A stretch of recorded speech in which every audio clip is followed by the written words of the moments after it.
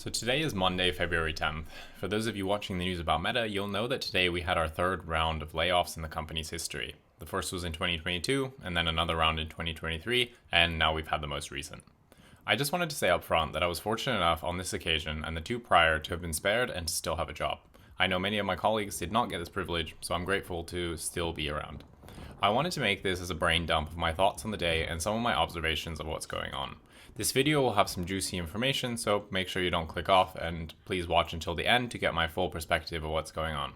Out of respect for those affected, I've turned off ads for this video so you can watch it uninterrupted, and of course so I don't profit from other people's pain. We all knew that this was coming. It was announced sometime in January that they would be making cuts to what was quoted as the lowest 5% of performers. That, unlike the two rounds prior, this was technically not a layoff because all the people let go were strictly on the grounds of performance.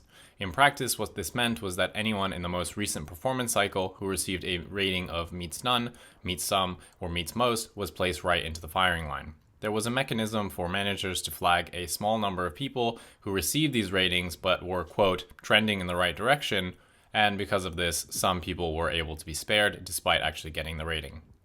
Now, there's probably a multitude of reasons which prompted all of this, none of which the leadership will probably share with us. The main reason, and the one that was provided, was that there's a lot of talent on the market right now, and we think the median external hire will be a stronger performer than the bottom 5% that we actually end up firing. Now, I'm sure there's a lot of truth to that statement. The market is full of engineers looking for work, and Meta will always be a place that will attract the top talent in the industry. So there's no doubt that they can replace these people with strong hires.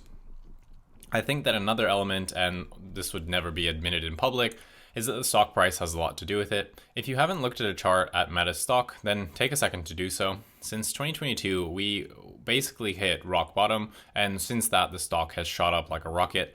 Ultimately, this meant that anyone who was around in 2022 and 2023 has seen massive appreciation in their RSUs, and actually, really anyone who was hired before 2024. Ultimately, it means that all of these people are sitting on a mountain of stock that has appreciated a lot. And this, of course, is going to hurt the company's bottom line. So why not cut some of the lowest performers, reclaim all of that unvested stock, and then rehire people whose new RSU grants will be much lower than the outgoing people? Putting aside what some might describe as conspiracy theories, let's now shift the focus of discussion towards the implications of this layoff. I certainly don't think that this will be a one-time thing. It's here to stay. I think that every year going forward, we're going to see the same practice. 5% or more of the lowest performers will be let go, and there'll be a constant cycle of hire and fire. I think they're actually being quite generous here with the 5%. I mean, the quota for people getting below the baseline meets all is something like 13 to 15%, depending on the org. So why stop at 5%? Just go for 15. I'm only joking, of course. What really hurt was seeing the goodbye posts from everyone affected. At Meta, we have this tradition of what's called a badge post. On your last day, an employee will typically post a photo of their badge and a little goodbye message for their colleagues before they go. Today, we saw a lot of badge posts. Some people who had only been hired last year, and there was some veterans who had been here for almost a decade, and in some cases more.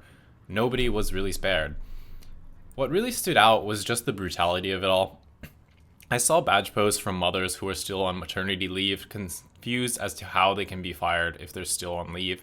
Employees who had a track record of consistently delivering high ratings like exceeds and greatly exceeds, but had one bad half in one or year and that's it. Domain experts who built systems that literally no one on the open market could replace, but somehow they got fired too. There was one that really made me sick to my stomach. I won't disclose the full details as it's not really my place to divulge this information, but for some of you Meta employees watching this, you probably know what I'm talking about. A father who went through the unimaginable and what can only be described as every parent's absolute worst nightmare was let go due to having taken too much time to deal with what is only the most emergency of family emergencies. All of this despite being there for nearly 7 years and delivering consistently high ratings. It's just so sad. And it wasn't the only case. So many people with a solid rating were let go for just one bad rating, and this is the new reality, unfortunately. Ultimately, what changing the culture like this to be going forward means that every employee has a sword dangling over their head. You must perform, otherwise it's game over. There is someone on the market ready to take your job and will cost the company a lot less than you. In the past, Getting meets most was something that some people wore as a badge of pride. It was almost accepted that at some point you will get one. Maybe it was a big bet that didn't work out, a partnership that went sour, or just getting hit with multiple reorgs that just messed up all the plans so badly and it was impossible to recover from. The point is, it happened, and it wasn't really anything to be too upset about. Yes, it would affect your bonus and your RSU for that year, but you could recover from it, and it wasn't the end of the world. There would be another chance to excel. Now, it's not the case. One bad rating and you're basically gone. Maybe, just maybe, if you have a great manager who cares for you and is willing to fight and put their neck on the line for you, then you can survive if you're one of the unfortunate ones to be behind the 8 ball. But these kind of managers are hard to come by these days, and most might just throw you under the bus because, well, I'm just doing my job, you see. I'm just doing what I was told to do. So you might ask, am I bitter about all of this? Am I angry that it's happening? Am I upset by the subsequent layoffs from a company that prided itself on never having to do them? The answer is no. And not because I don't have sympathy for those who lost their jobs, whether it be today or years ago. It's because at the end of the day, it's just a job. I work for money, they pay me to write code, and that's it. If you haven't realized it already, no company is your friend. No company is your family. No company cares about you. They never have, and they never will. Especially not in the mega corporations that make up FAANG.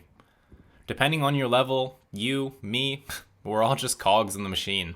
Just employee IDs in a database. Here one day, gone the next. Doesn't make an ounce of a difference to the company. And that's completely fine. Understand the reality and act accordingly. Don't pour your life into your job. Don't make your role a part of your identity. Don't think the company will have your back when times get rough. They'll throw you under the bus in a heartbeat if it's beneficial to their bottom line. Just accept it and enjoy your journey. The good times at Meta will always outweigh the bad times. Be grateful for every day you get to be there, every dollar, pound, euro that hits your bank account. One day it will end. And on that day, don't look back with tears in your eyes. No, look back with a smile at all the good times you had, all the memories, all the wonderful colleagues you got to work with and bond with. Life goes on. It always has, and it always will. Enjoy the time you have, and when it's over, it's over. That's all for today. I hope you enjoyed the video. I'll see you in the next one. Bye.